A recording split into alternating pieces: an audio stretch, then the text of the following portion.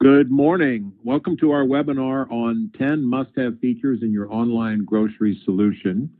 I'm Mike Troy, Editorial Director of Progressive Grocer and Retail Leader. I'm going to get us started this morning basically with some quick introductions, and then we're going to jump right into the topic, and I'm going to turn things over to Brian Moyer. Brian's the CEO of Freshop. He's going to lead a conversation around what's happening in the world of grocery e-commerce and what he sees and what his team sees as best practices, what's working out there and what can work better. They're really well positioned to kind of share those sort of observations. Brian co-founded Freshop back in 2014. He really understands the e-commerce space well and serves on the board of the National Grocers Association. And we've done lost track, but we've done a few webinars together this year, and they've all been very educational, and they're designed to be a service to the industry. So I really enjoy working with Brian and the team and some of the retailers he's involved or invited to join us on these. They've all been great. This morning, Brian's joined by Colleen Griffin Underhill. Colleen has also joined us on a couple of the prior webinars. She leads Freshop's customer engagement and support teams. And then we have a couple of first-timers. We've got Nick Arlt and Kevin Sullivan with us this morning. Nick and Kevin, they're fairly new to Freshop, but they're certainly not new to grocery or grocery e-commerce. Nick is Director of Strategic Services at Freshop, and he was previously at Peapod, where he was a senior category manager for produce, bakery, and floral. And he also worked at Scogan's Festival Foods, where he last served as director of e-commerce. And then Kevin is director of digital category management at Freshop, and he also joined the company from Peapod. And he spent 11 years at Peapod and was most recently senior category manager for meat, deli, and seafood. So between Brian, Colleen, Nick, and Kevin, we've got quite an assemblage. I think that assemblage is a word. Quite an assembly of e-commerce knowledge with us this morning to really look at this issue of must-have features in a grocery solution. So we're going to jump into that here in a second. I would remind everybody there will be probably a lot of stuff that comes up you may have questions about. Please submit those, and Brian and the team do a really great job of kind of filling those in and getting to them in real time as they go through the presentation and talk about this topic. So let's get her started, and I'm going to turn things over to Brian to get us rolling. Mike, thank you so much. Really appreciate the opportunity. We've worked with Progressive Grocer for a long time now, both in the magazine and digitally, and doing these webinars, and we really enjoy the interaction that we get. Please make sure that you use the chat feature to ask questions. I've already seen questions coming in and getting answered. This is recorded and will be presented to you. There's links on the Progressive Grocer website where you can look at this webinar and the other ones that we've done on Snap and touchless e-commerce. There's other things that have been done that you can get. And then also you can email team@freshop.com if you want a copy of the presentation that we're doing today. So sometimes in the recording, you wouldn't be able to follow along with everything that we're going to go. So what we're going to talk about today are the 10 must-have features in your online grocery solution. Certainly there's a million different things that come into play in online grocery, but these are the things that we know really are going to be key to success, regardless of what platform you use or whether you're a single store or a 200 store banner. A lot of these things that you're going to see that we're going to talk about today are going to be, really key to what you're going to do. And so we're going to kind of do an old school top 10 list, and we're going to start out with something that's really not maybe that sexy when you think about it, but it's integrations and product management. So coming in at number 10 is really looking at your data. And so I'm going to ask Kevin a question on this in just a second, but when we're talking about this, if you really want to be successful in online grocery, it starts with the data. You can't fake the data. We can't put up data for you. It's got to be the products that you carry in your store. So integrations with your back-end system, with your point-of-sale system, with your loyalty system are all really critical to have those nailed. And those go from just being able to put the products up and the pricing all the way to, what you see here for Austinos being able to show that loyalty information to a customer. What products are available, what points do they have, and how does that all come together?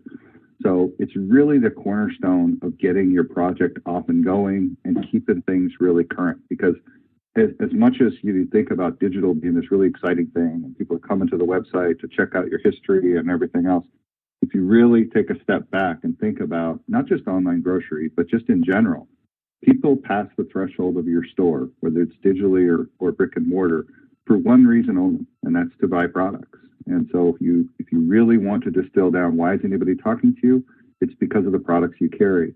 Well, these are the systems that bring that all together. So we have all the integrations that you need to be able to do with those back office and loyalty to get that information into the system. But then you've got to be able to manage all of that. And so, Kevin, as a product manager and really understanding how the category management works and that, what are the key things that you've seen on being able to bring that data from here's what's going to show on a point of sale receipt and really bringing it to life online? I would say, Brian, it's about taking, the right product at the right time, at the right price, and putting that in front of the consumer so that they're able to make that purchase. That's one of the things that's really interesting about grocery is it's not just quantity one, quantity two. You look at this product bulk editor here. Chicken is sold a lot of different ways. You get a package of chicken, a family pack, individual chicken breast, thin sliced or not. What are the different ways that a retailer can manage and sell random weight products online? So there's a couple different ways that a retailer can manage those products, and one of the ways that Freshop allows the client to manage those products is that the client can control the popularity of the products. So for Thanksgiving, which is coming up, we can move the popularity of the whole turkeys to the top of the page. So when customers log in, that's the first thing they see. And they realize that this is the place to buy turkeys and that they are going to be available.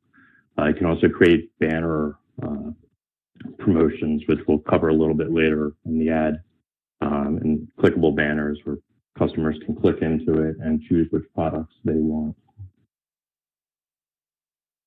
Now, Colleen, you were general manager of a store yourself. So when you have a single store and you're trying to take that data that's in the point of sale, which maybe isn't that pretty, where you've got those little acronyms and everything's in all caps and all of that, how does a single store get that information up to the web where it's going to be presentable, to get a picture, to get a good title, to get it categorized? What are the different kinds of things that you've got to go through to make that happen?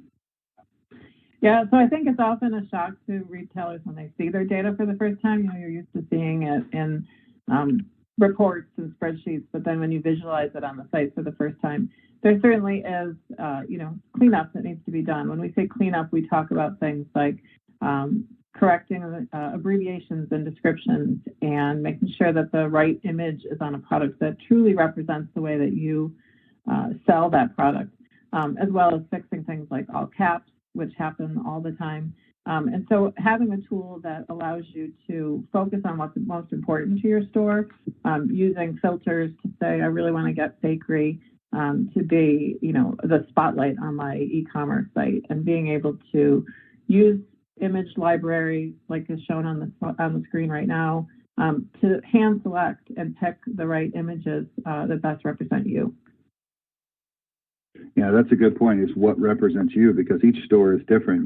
We have stores that, when they're selling bananas during the summertime, they're able to offer kind of a full spectrum of colors and maybe even sizes of bananas. So when somebody goes to click to add to cart, they can say, I want a green banana, or I want two, and I also want 2 yellow bananas, and I want one with a little bit of brown because I'm going to use it today and I might bake. So there's different kinds of things, where in February, we just have bananas. And so being able to do that, I always think it's kind of funny. We'll get this from retailers a lot, where they'll apologize when they send us their data the first time, because they'll say, I know it's 250,000 products and we don't sell that many products, and we've never cleaned up our data, and I'm sorry. And we're like, we don't care. Any any online grocery provider should be able to filter that down to the products you're selling using your movement, using categorization. Other techniques can be used to say, here's the 25,000 items that you're carrying in your store right now, and here's the things that are moving. And so we can hide all those other things, but you don't want to get rid of them permanently because some of those things are not being sold right now because they're seasonal. You've got some stuff that's Christmas only, and it hasn't started moving yet for Q4, and so it's not in there. So, don't worry too much about how dirty your data is. I think every online grocery platform has a way to be able to deal with this, but making sure that you've got the integrations to be able to deal with that, and then the tools to give you easy ways, as you can see, you should be able to just one-click suppress a product. So if you've got that catch-all PLU that everybody has for the meat department for stuff that you're just going to put in that little case to just get it out of there, that can't be used online. So you want to be able to hide that. Can it kind of move all the way to the other end of the spectrum from back end to number 9, which is really leveraging digital ads for revenue. So I'd like Kevin to talk a little bit about that. He really leads the charge for us on that. He's got a lot of experience with it. So Kevin, when we say digital ads, what does that mean, and how does a store generate revenue from their web experience? Sure. So the Freshop ad platform provides e-commerce solutions for digital engagement through key features such as promoted banners, page search results, and intersection at checkout. And Freshop does all the work for the clients. One of the ways Freshop supports independent and specialty grocers is by leveraging digital ads for revenue. We work directly with leading consumer packaged good companies to not only bring the most up-to-date product information to the site, but also drive sales and bring an extra revenue stream to the retailer. Plans are constructed for promoted products that also integrate with sales and coupons, such as enhanced product offers, free delivery or delivery, and samples. Some examples you can see on the slide in front of you are a clickable banner that really grabs your attention. Underneath the banner is a set of promoted products. Revenue is generated for the grocers through cost per click, and Freshop splits that 50-50 with our retailers.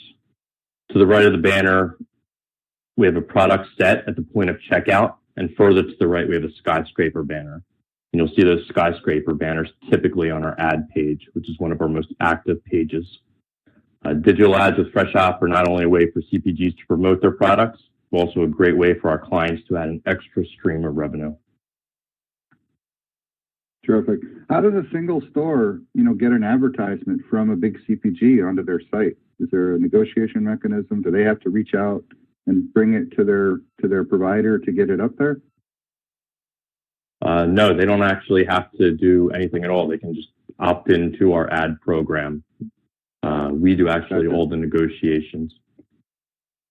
Yeah, so there's a lot of different solutions that are out there that can be leveraged. A lot of wholesalers will bring that together. Your e-com provider can bring those together for you. So look at your partner as a clearinghouse to say, what can you bring to me as value? Because as a small independent, or even, we have 200 store banners that struggle to do that because there's the huge guys out there that are doing the big advertising and they're buying all that stuff. But if you think about, all the independents in the United States or all the small grocery stores, however you want to segment them, as a group, they're quite large. And so even your partners out there, your wholesaler, any level of aggregation, that's why we do it, is to get a better price, better service, whatever that is. So make sure that your partner is able to provide those kind of things into you and how you're doing that. As you go beyond kind of the transactional, what's in there, then you start getting deeper into things like meal planning solutions, which is a really important part of the website. It might not be a huge part of traffic because most people, first and foremost, they're there to see the weekly ad and then they're there to see products. But a lot of people are trying to do meal planning. Nick, in your experience with Festival Foods, they had an unbelievable life of their mealtime mentor program where they've got nutritionists on staff, they do videos, they bring recipes together, they tie those to products, they carry those products and curate them in the store. How does that come to life in the web experience and being able to take that kind of information and get it in? And how do you deal with 25,000 products and distill that down to what could be topical for a person when they're trying to do meal planning? I think one of the more challenging things really is, I mean, we're grocers, so it's trying to get out of that mentality of a grocer and put yourself into the mind of a consumer. You're the person that has to make dinner tonight. So asking that question, what is for dinner tonight, is one of the biggest questions that people ask. Meal planning used to be what I'm going to serve this week or even next week. So often now it's what's for dinner tonight. So trying to help people just get through that tonight and tomorrow process. And that's where really it starts to clarify things in a much larger way that way. So you can see as a mom or dad or husband or wife, what would I do for dinner tonight? Do I want something fast? Do I want something healthy? And once you start to put together that filter, it really helps to clarify which products you want to do. And there's just so many possibilities, of course, but you can really start to focus on, okay, this is a meal that serves two, or this is something that is, easily prepped because you don't have a lot of time. You're rushing home after work. You want to get out the door because you have something going on tonight. But if you take that mindset, it really helps to clarify a lot of things. And then too, you can have that engagement with your customer. And if they like recipes, and if you look at some of the metrics, if they like them, you can go add more recipes like that, or add a category similar to that to build it out. Yeah, and COVID-19 with the closure of restaurants or outdoor seating only, limited, that's really put a lot more pressure on grocery stores to serve up meal solutions that maybe they didn't in the past. And you see a lot of retailers now doing quick meals. You look at this curation, from Red Gold, you've got two sides of chili. That top row is, ground chuck and onions and garlic and the seasonings that you would need to make a perfect pot. And then right below, it's just, comfort in a can. Like, well, what do you want to get? You just want to execute that order right now. So grocery stores really need to think of themselves as a product curation thing. And I think in your digital experience, you really want to look at, if I think about my traditional store, I can only do certain things. Like, there's a few products like tortillas that are merchandised all over the store because they're topical everywhere else. But you can't do that with a lot of things. It's not efficient to put it out there. Customers then can't find the product. Online, you don't have those constraints. And so you can group these chilies together. You can complement them with fresh goods. So somebody might say, hey, I want chili. My buddy who taught me how to eat chili the way he learned in South Carolina, which was over rice. Never heard of that before, but it's the only way that I have chili now. And so it's rice with chili on top. Then it's with shredded cheese and a little bit of sour cream and some chives. So I've got a can, I've got stuff from dairy department, I've got stuff from the produce department. That kind of merchandising is really difficult for a store to pull off consistently across the way within the store. But online, there's really great opportunities for you to group things together that make sense. Fall is a special time where you have things like pumpkin that maybe for the rest of the year, nobody even cares about it. But those apples are topical all the time. And so how can you take these things and put them together in new ways? It can be as complicated as a whole meal that somebody's going to cook, or you could look at something like breakfast essentials, where it's, cereal and yogurt, the things that somebody needs to be able to do. So you're thinking more of it as a meal, but not in the traditional sense of, hey, I'm going to cook this whole dinner for everybody else. It's just, I need to have 12 different solutions that are good for the next couple of days for 4 different people to choose each one. It's not that I'm packaging it all together. I want to have some yogurt. I want to have some breakfast bars. I want to have some cereal and milk to go with it, and choosing all of those. So really looking at how you bring those things together in being able to execute that. One of the questions I just noticed was asking about mobile. We're showing desktop versions for a lot of this stuff because it's easier to see on the screen, but everything needs to be mobile first. This execution, everything that you're doing, overall on our platform, we see about 75% of the traffic now is mobile, either app, a mobile phone, or a tablet. So you really need to be thinking about how is somebody going to see this in something they're holding in their hand. So although you get these great these large screens that are doing this kind of stuff, as you compress it down, it's still got to be consumable in that type of thing. And you can really take advantage of what's happening with phones and the power in a phone, and being able to, for example, that comfort in a can, where those two can be horizontal scrolling, where somebody can use their finger to slide across and be able to see both of those, where they're not having to go vertically through 20 cans to be able to find things. So you really want to make sure that your platform is able to support everything that we're talking about, but in a really mobile-friendly way to do things. As you get beyond like the single meal planning, then you start thinking about down the road and the bigger event things. And so we kind of group it together in our concept of catering, but catering really includes all the prepared foods kind of things. So holiday meals, quick orders, and those kind of things. Colleen, both from your experience as a general manager and now heading up our customer experience team, where we have a lot of stores that are doing catering and holiday meals, what are the key features that people are leveraging today, and how are they really getting benefit in their store from putting this stuff up online instead of that PDF that gets printed out and put on the counter in the deli department? Yeah, I think this can be one of the almost overwhelming things. How do I get into this online? I'm so used to the way that it works with that PDF, as you mentioned. And it's really very simple just to get started with this, just by providing us the product data, which you're tracking anyway. The features that I think really set this apart and make it feel more like catering and full meal planning or party planning is having, the ability to put things like varieties on a product or options on a product. So you can select from the flavors of the lasagna.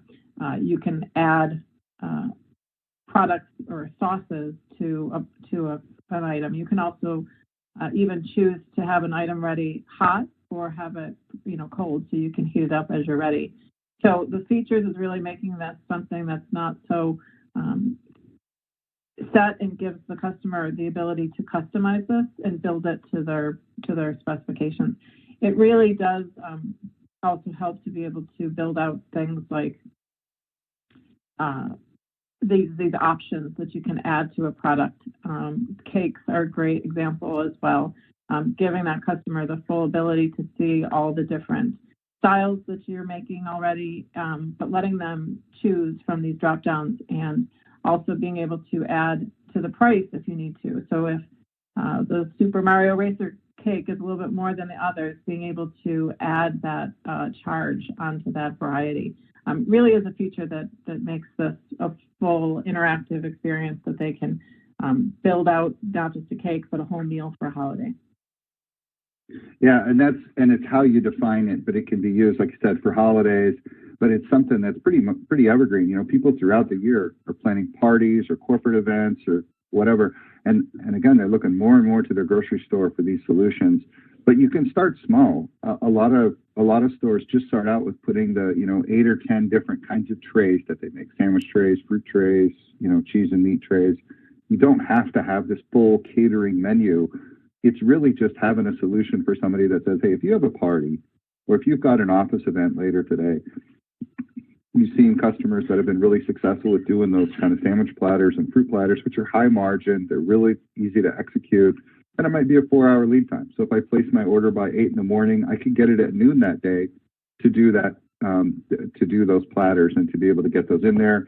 Other things like the items that you see here on Bueller's, where it might be 48 hours notice. And so when they add that to cart, it should automatically move that next available time that they could pick up for delivery out into that different type. And then you also want to have the features on being able to, for example, serve, as Colleen said, hot or cold, be able to pick from additional sizes, to be able to place orders, and to be able to do options. In the end, these are still just a random weight PLU. So, the deli wings large tray might be PLU 1, 2, 3, 4, but it could have, plus $2 to get 5 extra sauces on that, or it might have something else that's going to come with it for an additional amount. Or somebody could say, how spicy do I want the wings to be as an option in there? So there's a lot of ways that you can kind of manipulate your traditional ways that you're doing things today to give customers a lot of flexibility on how they're placing their orders and getting things done in there. It opens up a whole new channel of you being able to sell to customers. We do see some stores that start with e-com doing catering first, where they haven't done traditional click and collect grocery at all. And so they're getting into it, and they start out with their catering, their platters and fruit trays. They give them a little bit more lead time. They're higher margin items. They're a little lower risk in that there's not as many to be done. And so the store can definitely get all of those done, where maybe they're a little bit more intimidated, especially during COVID, with the volume of orders that they could see coming in. So there's a lot of opportunity there to think about that. But, at number 7, the holiday meals, quick orders, and catering, all that stuff together is certainly something that is really important to what you're trying to do. At number 6, it's really about owning your customer experience. You know, that one of the elephant in the room, I just got off a call with somebody right before this talking about, and they asked about, you know, where's it going with these third parties, the Instacarts and the Shift and that kind of stuff, where independents going, where the larger retailers going. And it's kind of two different things. But I think overall what we're seeing is a flight from those kind of services for retailers that realize that, you know, 1 or 2% of sales, e-com was okay. You know, it's important to us and everything else. At 5% of sales or 10% of sales, it's absolutely critical. These are top, you know, 20%, top 10% shoppers. They're super valuable to the retailer. So giving them away to a third party is probably death for most grocery stores. We joke about it, but it's, does everybody remember when Blockbuster started selling Netflix memberships in store? No, because they never did it, because it would have been crazy. They died because of it anyway. But enabling Netflix to get horsepower in the marketplace, you know, certainly was not a good idea. If you know that Blockbuster had the opportunity to buy Netflix for cheap early on and didn't do it, so they didn't see it coming, and it didn't go. This isn't exactly the same because you've got that moat of fresh, and getting that close. Amazon's never going to be able to get ice cream and milk into somebody's, you know, on their front step cost effectively. The grocery stores really have that ability to do that. So moat yourself, but a big part of that is owning your customer experience. So there shouldn't be a brand between you and your customer. You shouldn't be introducing them to somebody else, and nobody should own your information. So making sure that you own the experience, that it's all about you, and then being able to leverage that experience to do things like, you know, when a customer is on the homepage and they have an order that's ready for pickup, they should have a call out that says your order's ready for pickup. If they're on their mobile app, if they're on the mobile device, that should be a clear call to action for them to then check in and to say, hey, I'm in a silver Honda Pilot. And they can just click submit. We can look at their location and see where they are. If you have stores where that's not feasible, you can add on to that and have a drop down to say, what space are you in? So the customer can communicate quickly with the store to be able to do that. But again, that's within your ecosystem. So when a customer pulls up to the store, you know, they're talking about Mo. They're not talking to some third party that's going to do this for them. In the end, you're accountable for the sale and the customer, and certainly you have a huge opportunity to leverage that communication with the customer on how you do it.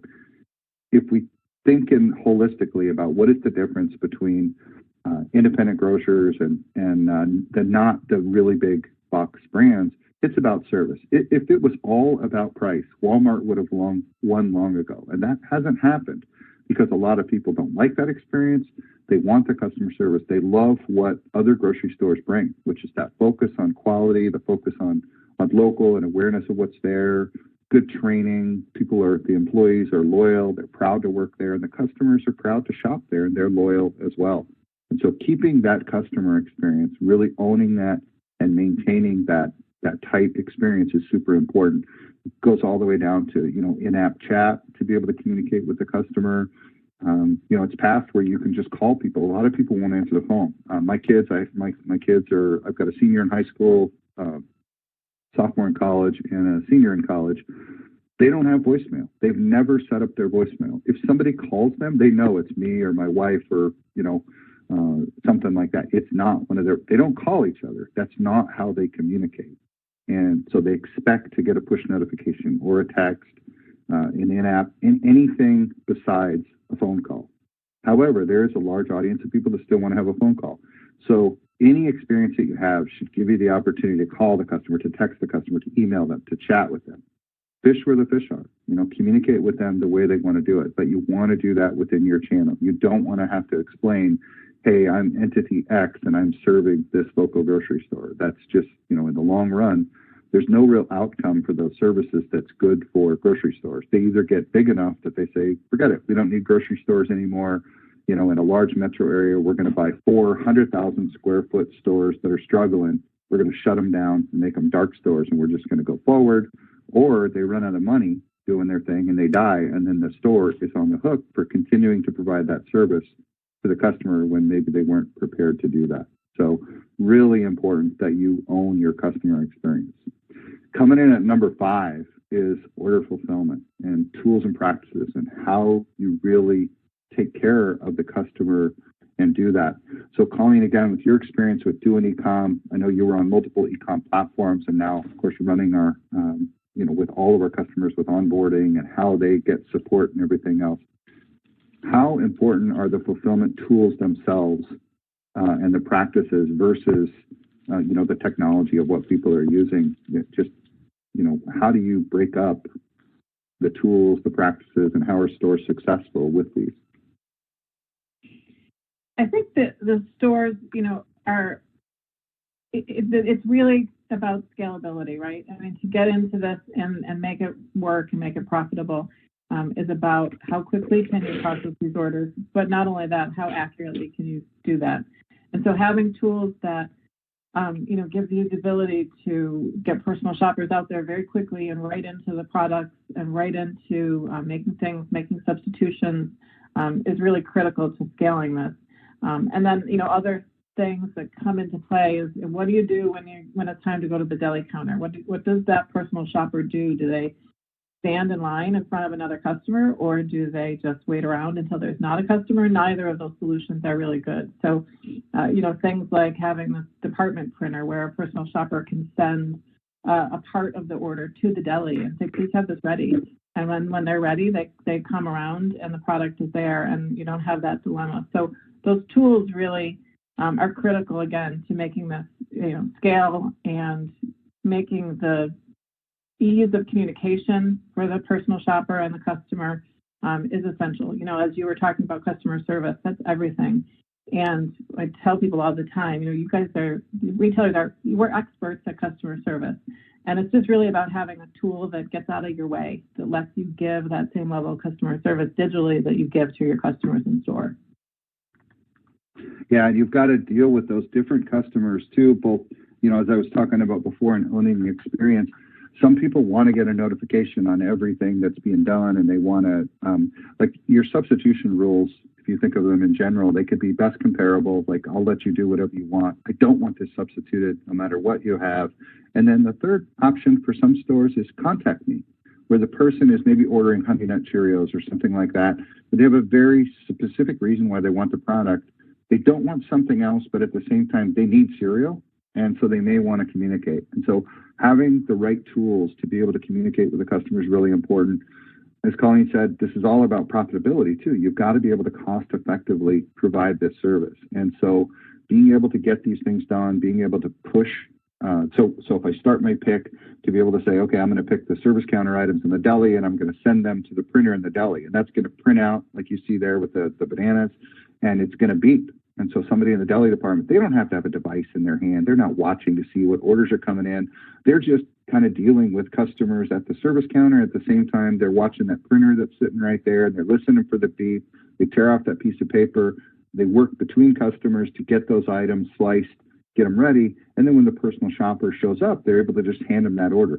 That can also be used for a customer to place an order to bypass picking a number, where they can go to the store's app or mobile web. They can place an order without paying for it and just say, hey, I want this sandwich with these items, and I want these sliced cheeses and meats.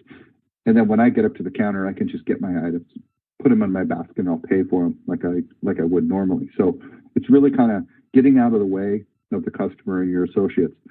When you get into practices and what we're doing and how we help stores to think about that, a good example is, as Colleen said, if you go up to a service counter and if I'm wearing a store shirt, I can't get in front of anybody. I need to be really careful about how I'm interacting with that. Well, when stores are up at 5 or 10 or 20% of sales is online, and during COVID-19, we saw stores that were approaching 100%, where they were the stores were closed down. Bevmo is a good example of that, where their stores were not grocery stores. They had to close the stores, and they're doing everything e-com. You might allow one person at a time into the store or something like that. You've got to really think about how do your associates impact the in-store shopping experience. And so if you're using a third-party service and 1 in 5 of the people in the store are actually not, they're not customers, those people probably know the store faster. So they're moving through quicker. They can be somewhat of a bully and really annoy people. We'll tell stores that if you're doing a lot of e-commerce and you're really busy, there's a couple of things you might want to consider. Your people going incognito. Use a regular cart and wear street clothes, not a branded shirt. One, so you won't get stopped to get asked questions because those people need to get through and process that order. But also, you don't want to disrupt the customer experience by this person in a shirt pushing this big cart, pushing you out of the way. That really annoys your customer. And you've got to remember that, the lifeblood is your customer that comes into the store. You're not trying to convert regular customers to go online. You're trying to service the people that demand online. At the same time, you've got to provide a great in-store experience. So thinking about how do you effectively use these tools and how do you do the best practices. The other side of this is the delivery and what's going on there with fulfillment. Very few stores really want to put their own drivers, on the road. Nick, when we talk about these last mile kind of services, how can a grocery store maintain the relationship with the customer, and provide delivery? What are some mechanisms that they can use to do that? So with that, there's obviously you could deliver yourself, or you could have a third-party delivery company like what you see on the screen here as an example. The store is so much of what you do every day is building up that relationship and that brand, and it can be very nerve-wracking to try to say, all right, we're going to trust this third party to get between us and our customer. If we look back, one of the numbers was owning, your brand and owning that relationship. Well, that's where I think these companies focus, and they're experts in that last mile delivery. So if you partner with them, they do that as a business. So they focus on that and the best practices, but having that relationship where you fully understand who's responsible for what, how it works. They understand what your value proposition is all about. If it's quality product or service or whatever that might be, you can make sure that as they interact with your customer, they're maintaining your brand standards and your customer service standards.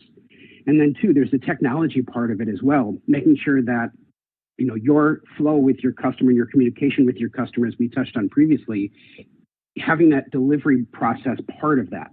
So the customer knows that you're picking their order, you're done shopping the order, it's almost ready, or it is ready for delivery, and it's being delivered. So they know that progress. And, I think it's really just that communication, that relationship. But also then with these brands, the customer can understand that, okay, this is a third party. So if you deliver it yourself, it's your brand, your people, and you know that you can meet your brand expectation. But if it's that third party that, DoorDash is delivering this, they understand that that is a third party. And, the expectations then for your brand are still going to be met, but that it's a separate person or a separate company that is doing that. Yeah, and your e-com tool needs to integrate with these third parties so that you can see the on-time performance, when was this delivered, if there was a photo taken of the fulfillment. One thing that's a challenge with third party, especially where they're doing the marketplace kind of thing, where I go and I place an order on a brand site at a grocery store and I get it delivered to me. One thing that stores will experience is if everything goes right, that third party gets all the credit for, wow, this is so convenient and I'm going to love and do this. If something's wrong with the order, if the produce is not good, if there's anything wrong with the products themselves, a lot of times the retailer gets held accountable for that. And so you get all the downside and none of the upside, plus you lost the customer. So wherever possible, try to own the entire experience yourself. But if there's things that you just can't do, like last mile, use a third party. Any e-com platform should be able to integrate with these, but you've got to do some work there. So DoorDash, for example, has a portal where you can go in and you could say, hey, listen, I got negative feedback on this dasher. I'm going to block them from doing future orders. We've seen people, Noah Katz with Foodtown sent me this great video. He stood at the front of one of his stores one day and just greeted the dashers as they came in the door and said, how's it going? How's our communication with you? How is it working? Is this, how is this working for you? And let them tell him, if they were struggling to find parking or if they didn't get the order brought out to them right away to be able to execute the order, or if the order wasn't ready when they got there or anything else. So he really engaged with those as an extension of his brand. As Nick was saying, in the end, it's your brand that's on the hook. And so you've got to use these services. Some people are really reluctant to think about using these third parties and, I don't want to expose myself to that. But you do it at the other end of the ecosystem as well. You're buying food, you're buying products that you're selling that are a representation of your store, even though you're not harvesting the produce, you're not packaging the can of chili. And so if there's something wrong inside that can, you have to do the recall. You have to do it. So it's still the accountability of the store as being the one who's bringing it all together. So just make sure you're prepared for that. But any of the tools should be able to do this, but know that you've got still a responsibility to make sure that you're doing that. Now, getting these orders in, if we look at number 4, it's about the weekly ad. So this is probably 60 to 70% of the traffic on any website for grocery is going to be the weekly ad or the specials that are going on. Most stores are doing some concept of a weekly or a bi-weekly ad that are in there. We're seeing a big move to doing more digital ads, which are to reduce print costs and also more effective communication. One of the best things you can do for a customer is have a digital ad that's custom for that person. So if I don't have a pet, don't show me cat food. But if I'm a vegetarian, again, you want to think about what is their shopping history. And if you can show a weekly ad that's custom for every person, that's a much more effective experience. But just the general power of the platform. So Kevin, when we're taking a weekly ad like this and you're kind of bringing it to life, what are the opportunities for the store to take that PDF and bring it up to the next level? I can see there's digital coupons and there's some promoted products here. How can a store leverage what they're already doing in print and bring that to life? Yeah, you touched on it with the promoted ad, and that's just an extra way on top of the ad that's already there to generate some extra revenue. But it is about curating, putting that ad in front of all the customers, not just the customer that is coming in to place a pickup or delivery order, but putting those products in front of everybody. It's about curating, the products that's important to the customer, not only from the front page, but all the way through the end of the ad. And then also making it clickable so it's easy to access. So you're not just looking at the ad and then, trying to search through the products, on the rest of the site. Yeah, and that clickability needs to go back to our number 10, which was that data integration. When I click on those Pepsi products, each store, Carly sees, there's a bunch of different stores. They're different sizes. They serve different communities. They could even have different bottlers depending on how far apart the stores are. So their products might not be the same in each store. So when you click on that 12-pack Pepsi products, it really needs to show just the items that are available at that store to make sure that the flavors that I pick from are going to be available. Kellogg's cereal, very few customers could tell you, here's the family of products that are Kellogg's cereal. So it's really important that curation goes on and that it's, really specific for the store. As you start to browse the site or the weekly ad in a more grid format where you're looking at the actual products that are in there, that again is where you need to have that curation, but bring everything together. If you look at the Nature Valley there, that's on sale 2 for $5, but there's also a $1 off 2 digital coupon that's going on. So the person can clip and save more right there.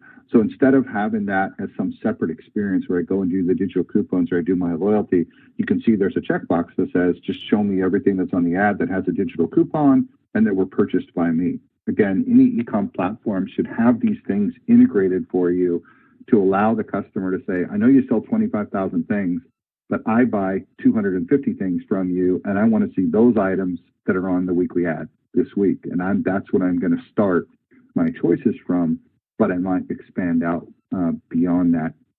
That also comes in where, I click on the Fritos and Cheetos. Well, some of these brands, there's a ton of different flavors. And so being able to have a search to be able to find like what kind of, I want the spicy ones, or if I'm in yogurt, I just want to see all the fruit at the bottom or just the blueberries to be able to do that. So really making sure that you can bring those things to life is important. This is number 4 because the weekly ad, as I said, you're talking 65% of the traffic on the website. It's a huge part of why people go to the website to take a look at that. And I'm not just talking e-com, just people that are coming in and doing planning. They want to be able to look. They want to see the different flavors. So I still want to see what kind of Fritos corn chips you have, what puffs are available, what flavors of ice cream, what flavors of yogurt are on sale right now. Even if I don't intend to place an e-com order, I'm still coming in to do my meal planning, to figure out for my shopping experience that's in store, how am I going to leverage that? So really important to make sure that you're executing that. At number 4, we really want to talk about, you're getting back into the weeds, profitability, metrics, and analytics. If this isn't profitable, there's no point in doing it. It goes to any line of business. E-commerce is way larger than it can be some loss leader thing that I'm doing as a favor to keep a couple of customers happy. It's got to work. And so, this is a presentation in our Insights platform of pick time and slot fulfillment. So this is from the 13th to yesterday on the 23rd, the pick time for a single store. So they've done 528 orders over that period. Each circle represents an order. So if there's multiple circles at a time, it means that there were multiple orders that were fulfilled at that particular time. Green indicates it was on time. Yellow means it was a warning, so it was almost late. It was within 30 minutes of the time that it was due. And red means that it was fulfilled after. It was either delivered outside the window or the order wasn't ready on time. The darker the red, the more late that it is in there. And then, so this is a glance to be able to see what's happening in the store. And so you can see on 9/18, for example, the store started struggling. From noon on, they were late. So that might have been an associate that didn't come in or something else that happened, where other days, they're rock solid. The purple indicate that it was picked too early. So if there were other orders that could have been done, if an order was picked the night before, or we'll see sometimes an order gets picked 24 hours in advance. For freshness, that just can't be done. You can't put salmon into the cold case for an order that's due 24 hours from now. So you got to really make sure that people are paying attention to what's there. Some of the orders can be picked early. It's all dry goods or whatever. You'll notice that the order that's being viewed here was 27 items, 12 minutes and 58 seconds to pick the order, which is really quick. So it probably had some items that were multiple of the same thing in there. The order was due at 3 p.m., but it was marked ready at 12:19 p.m. The customer would get a notification that says, hey, your order's ready for pickup, and they picked it up at 2:58 p.m. So they still came in around their 3 o'clock time. But you can use this to get a quick visual of what's happening within the store. When you look at overall, most stores are trying to look at profitability. So this is for a mid-sized banner on the platform. So these are the orders that they've done in the last week. The bottom grid is showing what did they do today versus the same time yesterday. I took these screenshots yesterday afternoon, so you can see where they are. So for the same time of the same day last week, they're up 2% in revenue. Yesterday versus the same day, so the full day they were up 5% in revenue, but their basket average was down a little bit. This lets the store really keep their finger on the pulse. Like, how am I doing? That top left graph is showing the last 4 weeks layered on top of each other. So you can see Tuesday is a slower day. Saturday is generally a bigger day, so they can use that for staffing. The top right one does placed orders, the same thing. So if you see those stacked together, you can see that Tuesday is a bit slower. Thursdays are big days. So Thursday, Friday, Saturday is where the store really needs to make sure they've got labor in place. Tuesday might be where they want to do free pickup or something like that to be able to push customers over into those different times. So having visibility and awareness in a glance at how you're doing is really just as important as having that really detailed information that's available. These are really specific to e-com, but you don't want to lose sight of the fact that your analytics, this is Google Analytics for one of our larger banners, where you're keeping your finger on the pulse of everybody that's visiting the website, not just e-commerce. So if you look at this, there are 40 to 50,000 users a day that are coming onto the website. Where they're coming from, about half is direct, where people are just coming to the site from they've got a bookmark or whatever. A big part is organic search, but they might have paid search, email, social, and so on, being able to see what's coming in there. And then the e-commerce conversion rate. So that is a general statistic on any e-commerce platform that is of the percentage of sessions that people had on the website that converted to a checkout. And so this is running about 4%. And what that means is that, you're talking somewhere like 1 in 20 sessions on the website yield a checkout. Grocery has a lot of times where people come back multiple times over a period of time to add groceries in. 4% is a pretty solid conversion rate. If you have a store or a site that is really focused on e-com and it's not a general site, you'll have a much higher percentage than that. But for most stores, 4% is a pretty good target for people that are on the website and doing checkout. You're going to want to look at this over time. You want to compare it to last week, to last year, to see how are you converting over time. But having all these analytics available is really important, but then also the commitment to get in there and stay on that. At number 2, we're talking about best practices and support. Colleen really leads the effort on this, both on building out our best practices and providing them, and our support team. So, Colleen, how important is it, and where do you see success from retailers in not just leveraging the technology, but leveraging the help and support that their e-com platform can provide to them? Yeah, so there's so much information, out there, and there's so much to learn and wrap your head around when you're just getting started on this. And so what we really, believe in is that rely on those that have gone before you.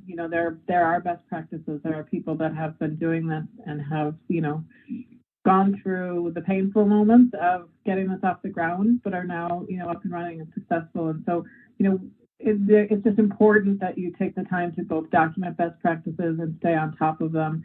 As we all know how quickly things are changing. We do try to keep everyone very well informed using a knowledge base that they can quickly access.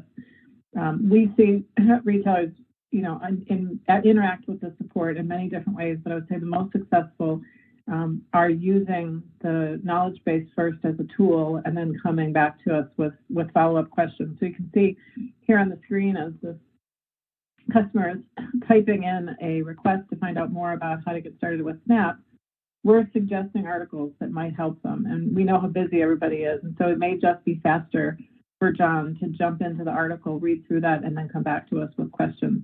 And so it's just really about having all that information at your fingertips and also having a history of the questions that you have. Because, every year you're going to forget, how do I get those Thanksgiving turkeys to have a higher popularity the month before Thanksgiving? And so you'll be able to have, having the history of everything that you've needed in the past in one place along with best practices is really where we're seeing people be successful with documenting how to get this going and then how to grow it. You should also really push your e-com provider to bring other retailers to the table to talk to you. We build little share groups together with people. This SNAP letter of intent, in order for a store to take online SNAP payments, the first thing they need to do is send a letter of intent. It's just a one-page thing into FNS to say, hey, I'm a SNAP provider. We want to do online, and here's here's our intent to move forward, and that starts that ball rolling.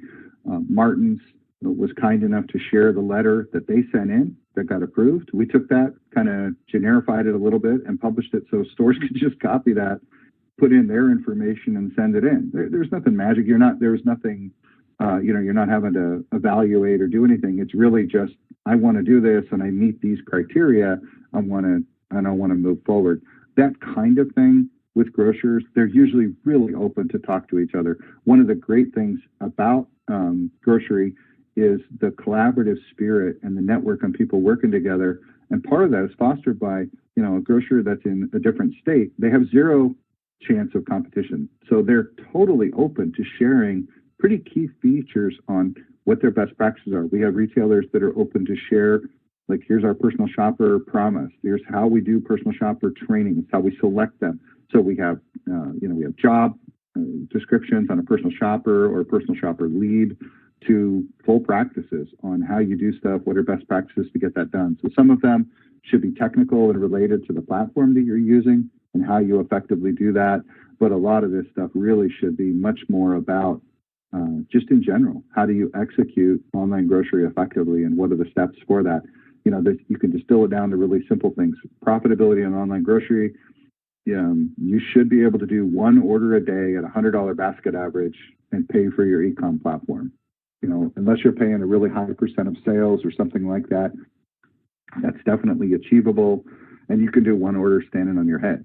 So, doing 2, 3, 8, 10 orders a day is something that any retailer can grow into really quickly and be able to drive good incremental margin into the store, make money, have it a big enough practice to be able to do that. Stores obviously can do much more than that and make it a really key part of their offering and what they're getting out the door. So we're down to number 1, and the most important thing that we find for that, we're a technology company. We've got a great tool. We really believe that we have by far the best platform out there for online grocery and really what we're doing. And so the most important thing that you really need to have is your team. It's not about us. It's not about your online grocery solution itself.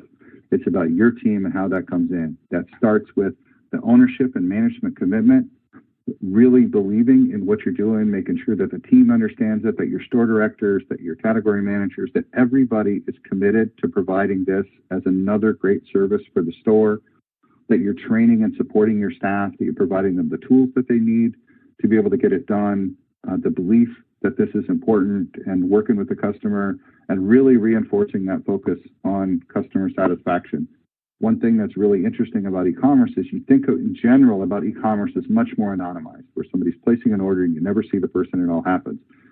Online grocery is the exact opposite of that. Most people come into the store fairly anonymous. You know, you might go up to the meat counter and the woman that works the meat counter knows you and you know her, but you don't really know each other's names, but she knows what you buy and you know that she's going to get exactly what you need. And so you've got that little kind of social contract that she's going to get that done and you're going to walk out the door. But if you walked away, they wouldn't be able to say, oh, that's so-and-so.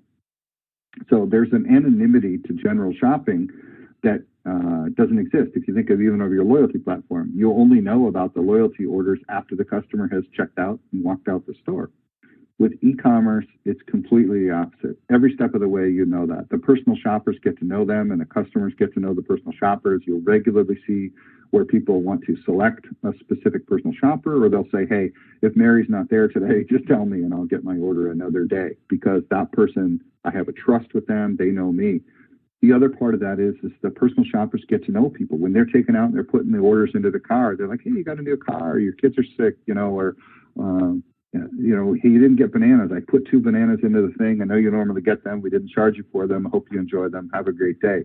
That kind of surprise and delight, that reinforcement on customer satisfaction, knowing that they know you and you know them, email address, phone number, here's your entire basket composition. All that information is really there. And so having that vision for developing all these different areas and really bringing it to life is really what's going to make you successful. And so together we can make that happen. We want to be part of your team, but any click and collect and online grocery platform should be able to do all of the things that we talked about today. If they're not, make sure you push and you ask for those things to really be successful. But it's a great opportunity to be an online grocery. COVID-19 has obviously pushed it to where it's, everybody had these plans for where it was going to be in 5 years, and COVID-19 shoved it to that in a hurry. The unfortunate part for grocers is people that were maybe on the fence or that weren't fully committed to it had to make that commitment over the last 6 months, and it's going to continue to be a bigger part of what people are doing. So just stay on top of it. Make sure that you're thinking about what's important to you, what's important to have in the tool. We're certainly available to you. We have your contact information. If you're looking to get any of this, please reach out to team@freshop.com. We're happy to help you with any of this. Even if you're running another platform and you just want to ask about, best practices, what's working, what's not working, we're totally fine. We're a part of this community. We want to help people be successful. So really appreciate everything. Mike, thanks for the time with Progressive Grocer and doing this webinar. Turn it back over to you. All right. Hey, thanks, Brian. As always, good practical info. Love the countdown approach this time. That's great. Hope everyone listening in got value out of this investment of time. And Brian, Colleen, Nick, Kevin, thank you very much, and have a good afternoon.